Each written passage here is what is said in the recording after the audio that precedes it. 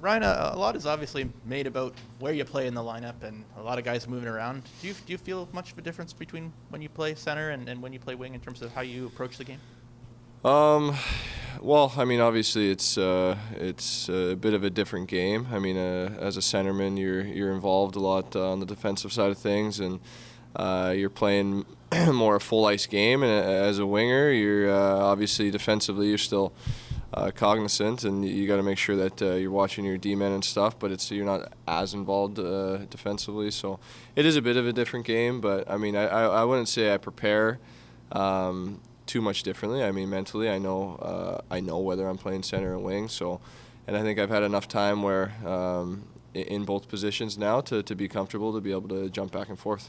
I remember a few years ago you said you like to kind of think back to those San Jose teams where you had like Thornton and Marlowe and Couture and Pavelski moving around different positions. I think maybe the team's probably better equipped to have you move around, and a lot of guys can be slotted in different spots. Do you feel like that makes more sense the way this team's constructed right now? Yeah, I think so. I think we have a few other guys that kind of go back and forth too, and that's a good point. I mean, those teams that I used to play when I first came in, not just San Jose. I mean, a few other teams, they had a lot of centermen kind of bouncing back and forth, and really, I mean, playing with Leon or Connor, there's a lot of talk. I mean, if I do end up being low, I mean, we're kind of interchanging a lot, so it's not too much of a just stagnant.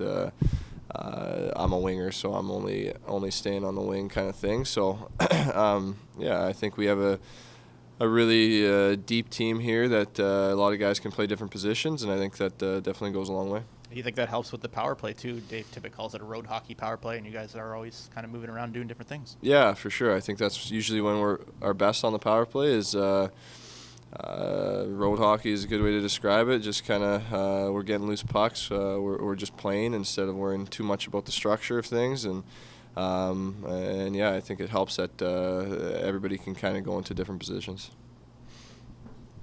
All right, you're a guy that they describe as points not being the sum of your game, that you do a lot of things away from it. But last year, your numbers took a bit of a dip. This year, it's 9 points in 6 games. Small sample size, but do you notice anything different of why you're sort of on the uptick on that? I don't know. I mean, last year I was a little disappointed with my offensive production. I thought the year before I was where I definitely finished the year how I wanted to be, and I do feel like I can be effective at both sides of the rink, and part of that is producing offensively. So, I mean, obviously we've had a good start as a team. Our power play's been good, and our lines have been clicking early, so that obviously helps. And I mean, I'm still goalless. I got to find a way to put some in, and I've had a few good looks. Just got to find a way to bury them. But no, feeling good about the individual game. But more importantly, I think things are clicking for our team right now. So we got to keep that going. This power play, I mean, there's a lot of good players in the league. A lot of teams have multiple good players, but no teams are clicking along at 30% for 3 years in a row and up at 40.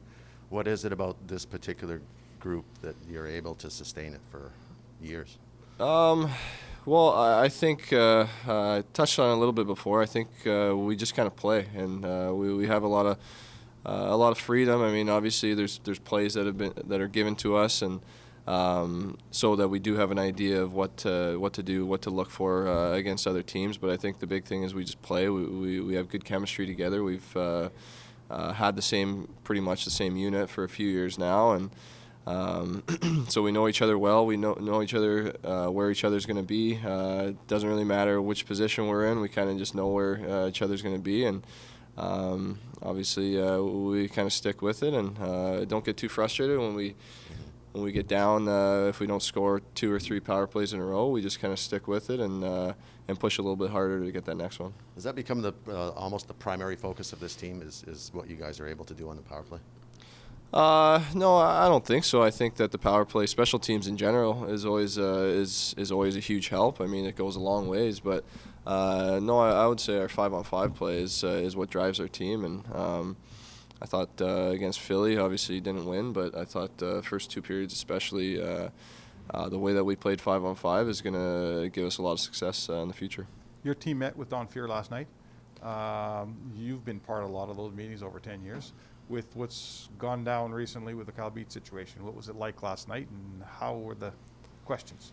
Yeah, I mean, there's a little bit of talk about it. Obviously, it's disappointing the way that things have been handled to let it get 10 years away. But I mean, there's a little bit of talk about it, but also kind of talk about other things within the league. So yeah, it's a hard conversation to have, and obviously it's you feel terrible for Kyle, and I mean, I'm glad that now he's able to come forward and move on, and hopefully start to put it behind him at least. Is there a different tenor among today's NHL player? Like, was there maybe a time when guys just didn't pay as close attention? Do things like this cause the average NHL player to kind of dig in here and pay a little closer attention to what's going on with the union and with the game?